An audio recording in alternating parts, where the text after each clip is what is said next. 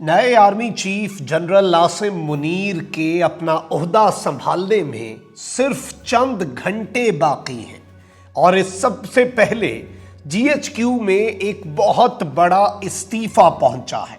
इस बहुत बड़े इस्तीफे ने एक जानिब एक नई डिबेट का आगाज कर दिया है, लेकिन जिस तरह से फौरी फैसला हुआ और हर जानिब ये खबर अब फैल चुकी है, ये बड़ा इंपॉर्टेंट मामला है। और इस वक्त जो सूरत हाल बन रही है वो भी निहायत अहम है, क्योंकि पाकिस्तान और इस वक्त अगर मिलिट्री एस्टैब्लिशमेंट की बात की जाए तो ये एक मेक और ब्रेक मोमेंट है।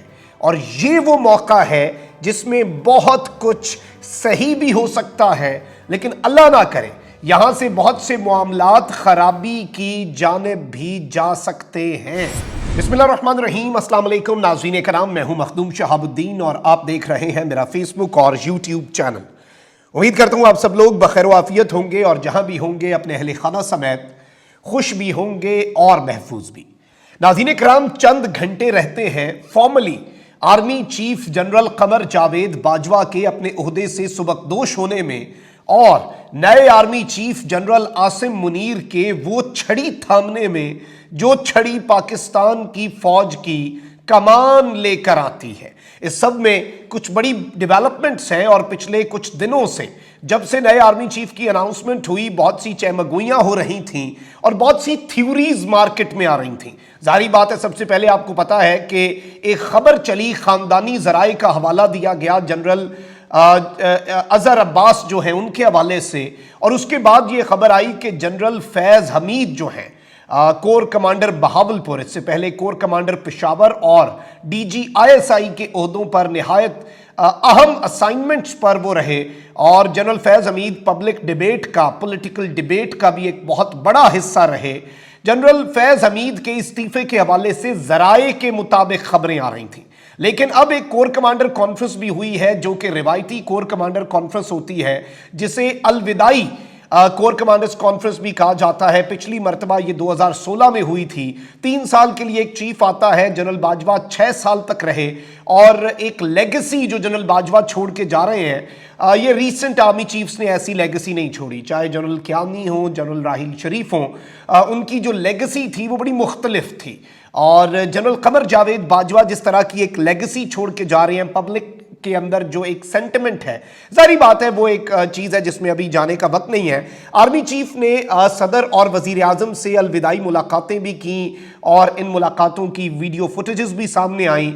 और वजीर आजम के साथ भी आर्मी चीफ की जो मुलाकात थी, यहां तक कि मेरे लिए सदर के साथ जो मुलाकात थी उसमें body language, out going chief के साथ जो सदर की मुलाकात है उसमें सदर की अगर बॉडी लैंग्वेज को देखा जाए तो वो इतनी गर्म जोशी नहीं है जो नए army chief general Asim Munir के साथ मुलाकात के दौरान। और जाहिर बात है ये उस दिन हुई थी जब उन्होंने समरी पर दस्तखत किए थे खान साहब से मुलाकात के बाद और खान साहब का पैगाम भी भिजवाया था। अब इस सब के अंदर वजीर आजम शहबाज शरीफ ने जनरल कमर जावेद बाजवा की पाक फौज, मुल्की दिफा और कौमी मफादात के लिए खिदमात को भी सराहा। फेटफ, कोरोना, सैलाब और मुख्तलिफ बहरानों में जनरल बाजवा की क़यादत में आर्मी ने जो मिसाली खिदमात सर अंजाम दी और मुल्क को दहशत गर्दी के इफरीत से बचाने के लिए शुजात और बहादुरी से, ये शहबाज शरीफ साहब का कहना है, और कायदाना किरदार से सिक्योरिटी चैलेंजेस से निमटने का जो एक मामला है।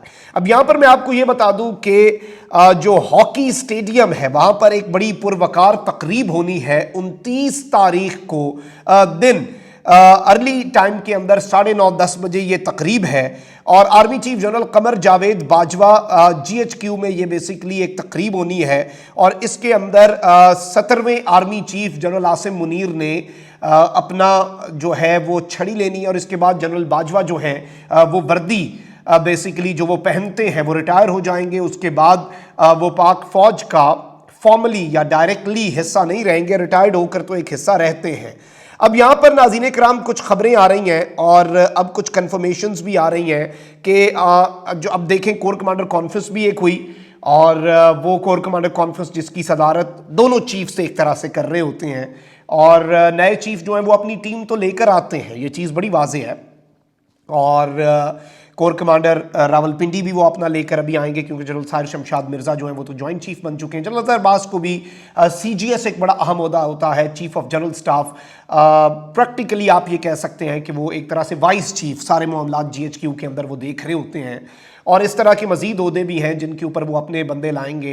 नॉर्मली यही होता है कि DG ISPR और दीगर जो ओहदे हैं वहाँ पर नई तैनातियाँ होती हैं और अपनी टीम जो है जिनके साथ वो मजीद ज़्यादा कंफर्टेबल होते हैं। सारी बात है, सारे जनरल्स जो हैं वो कॉम्पिटेंट हैं, लेकिन एक काम करने का तरीका भी होता है। जनरल फैज़ हमीद, अब इसमें दो थ्योरीज हैं इनके जो इस्तीफे के वाले से। जनरल फैज़ हमीद ने अपना इस्तीफा, या इसे आप कबल अज वक्त रिटायरमेंट कहें, क्योंकि उन्होंने 30 अप्रैल 2023 को रिटायर होना था, लेकिन अब इसमें दो थ्योरीज पाई जा रही हैं और दो साइड्स अपना नैरेटिव दे रही हैं। इनमें से किसी नैरेटिव की तस्दीक या तरदीद मैं खुद नहीं करना चाह रहा, लेकिन दो नैरेटिव जो एक्सट्रीम साइड्स हैं। एक साइड ये कह रही है कि जिनके खिलाफ तो कार्रवाई होनी है, मामलात कोर्ट मार्शल तक जाने हैं, इनका सियासत में किरदार, ये सारा मामला, ये सारी चीज़ें।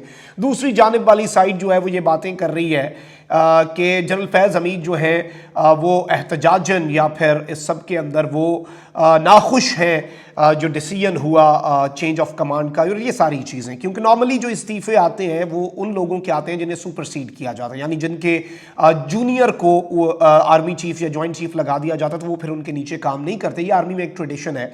लेकिन इस मरतबा चूंकि नंबर 1 और नंबर 2 जो हैं लिस्ट में जो GHQ की तरफ से भेजी गई थी उन्हें ओहदों पर फाइज किया गया, तो there was no point of anyone being superseded.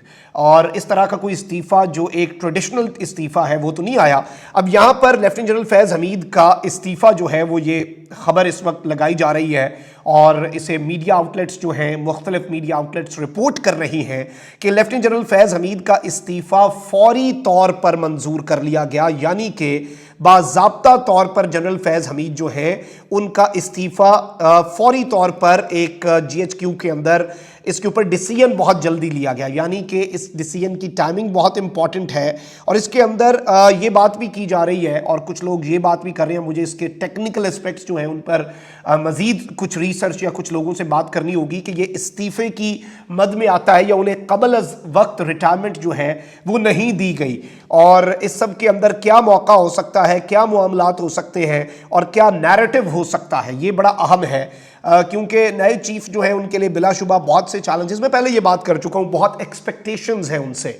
और इससे पहले जितने चीफ्स आए वो बड़े चैलेंजिंग टाइम्स पर आए। पाकिस्तान को हमेशा से चैलेंजेस का सामना करना पड़ा, और कभी भारत का, कभी अफगान वॉर का, लेकिन नए चीफ को उससे भी बड़ा चैलेंज दरपेश है। उन्हें सही मानों में एपॉलिटिकल होकर दिखाना है, क्योंकि फॉर्मर चीफ जो हैं वो ये बात कहा करते थे कि हम न्यूट्रल हैं, एपॉलिटिकल हैं, लेकिन उसके बावजूद ये बात होती रही कि कंप्लीटली एपॉलिटिकल किरदार। उसके लिए GHQ का गेट नंबर 4 जो है ये अलामती बात है, वो बंद करना होगा और बहुत सी चीज़ें करनी होंगी।